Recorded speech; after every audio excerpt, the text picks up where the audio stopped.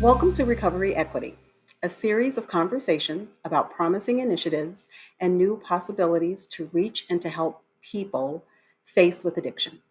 My name is Lucretia Dotson. I'm the Supervisor of Administrative Services at the Hazleton Betty Ford National Center for Youth and Families.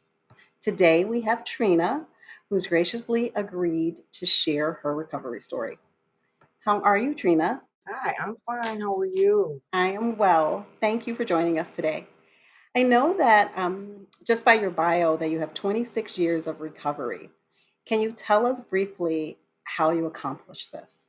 Um, First it was with a higher power, God in my life. I know that because he brought me into the fold of recovery. Basically it was just following the directions that were given. I never understood what was coming next. I just knew that I want whatever was coming next because it was better than what I had been dealing with. So I followed the directions. I got me a support system. I listened to the stories of those before me, and I was able to use that and build me a base, a foundation, because I had to have a foundation in order to learn about this new way of life.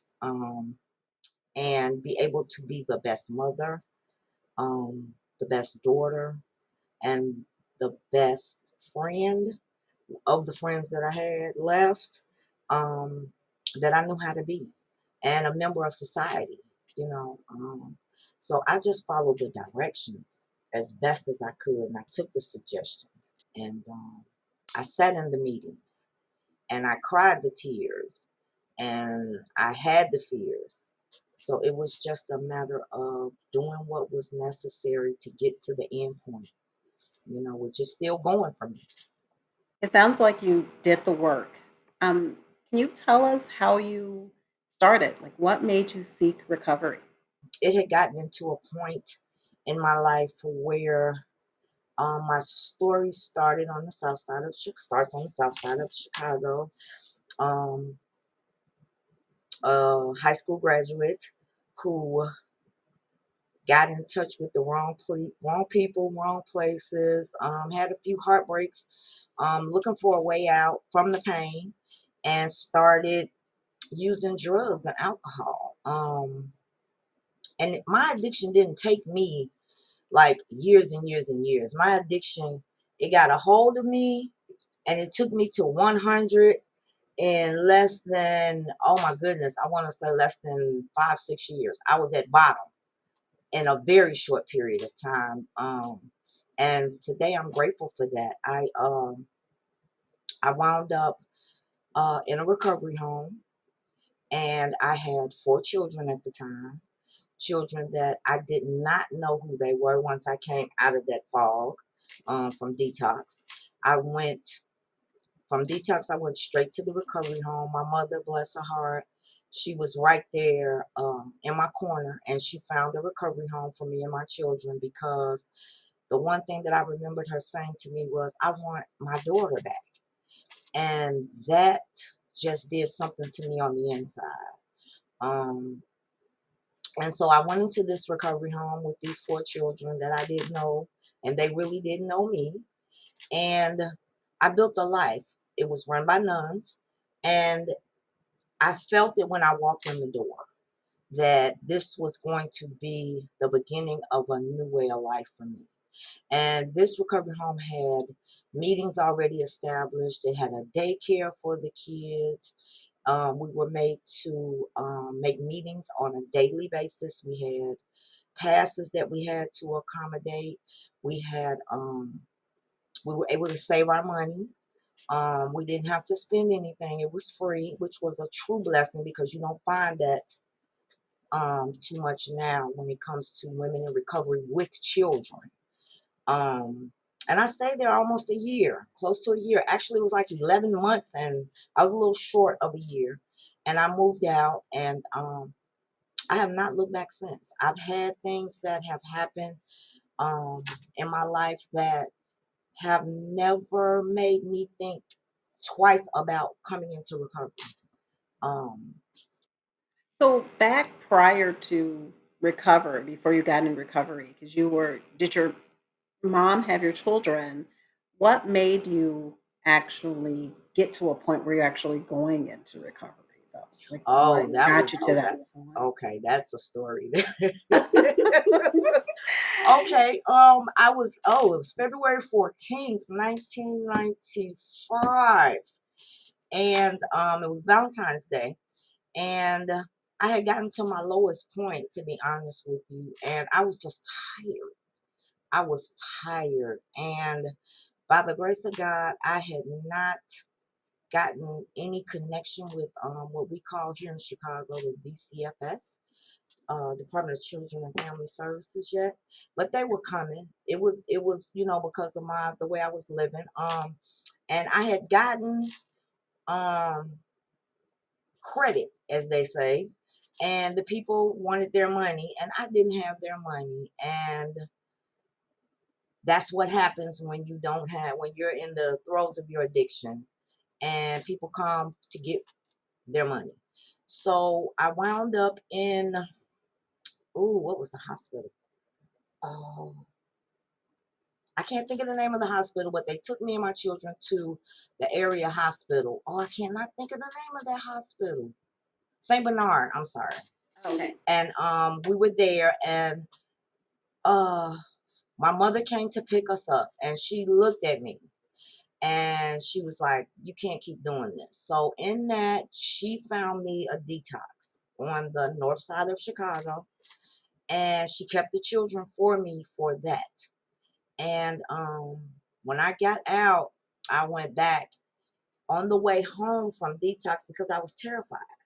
And I asked, because we had transportation, and I asked the driver, I said, "Oh, well, I didn't ask. I said, I am so scared." And she was like, "Good, because I'd be worried if you weren't afraid. That means you're going to do well." And I was like, "Okay." So when I got to my mother's house, she had already planned it for me. "Oh, well, I found this place for you and the kids to go." And I'm like, "Oh, wow, so soon." But I knew in my heart that she was doing it, and I thank her, oh my goodness, to this day for doing that for me. And in the end, she told me, she said, "Trina, I knew that if I had taken responsibility for your children, you probably wouldn't have made it." And I thank her so much for that to this day, because I know that she knew me better than I knew myself at that time. And I went to their recovery home, like I said, and I stayed there a year because I was just scared. But I was scared of I was more afraid of the alternative, which would have been death for me, because there was nowhere else for me to go. And I wanted to be a better mother for my children. So I just did the work. I did what was required, because I was used to being under authority, because my mother did not play any games. My mother was very, very strict in my upbringing. Um, Powerful. yeah, Yeah. Really powerful. It sounds like she gave you some tough love there that you she did. needed.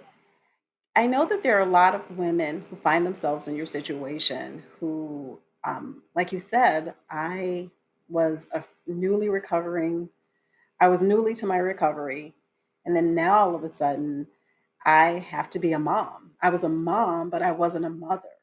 Can you speak to your experience and maybe some advice to give to women who find themselves in the same situation where all of a sudden their children are given back to them when they're newly recovered? How did you make it? What resources did you use? Wow. Well, in the recovery home, it was established where the children had to go to school while we did what we needed to do as women in recovery for ourselves. Um, and I think I dealt with it with a lot of prayer. I had we weren't like church going every Sunday, but I did have an upbringing of spiritual beliefs. And I knew that God had brought me as far as He had brought me.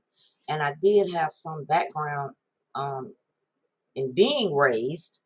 So I knew that some of the things that my mom taught me, I wanted to pass on to my children, others not so much. But it was really hard because you have to deal with your children seeing things that you didn't want them to see and having to explain that. I had to deal with them still having nightmares from some things, not being there and not giving them the hugs and the love. So I had to rebuild all that back. I had to rebuild and let them know it's okay. I'm here. We're here together and we're going to do this together as a family. And um, I have kept that up front since they were little kids. I lost my youngest son at 20. He was murdered, and that was a hard thing. Um, but even through that, I still didn't use. Um, my mother's gone, my support system in that sense, um, still didn't use. So, whatever comes up, even dealing with your children when you don't really know them, you have to learn new routines and new ways to love and new ways to be in a unit, in a family unit. It was eye opening, and I'm so grateful for it. I'm really grateful for that opportunity, that to be able to be with my kids and see them grow up and have those memories, because I would not have had that if I had not come into recovery. It sounds like it was the best, like your mom, as they say, mom knows best. Yes, she did. She really did. Right. I've heard in speaking to people over the years, people in recovery just have amazing wisdom.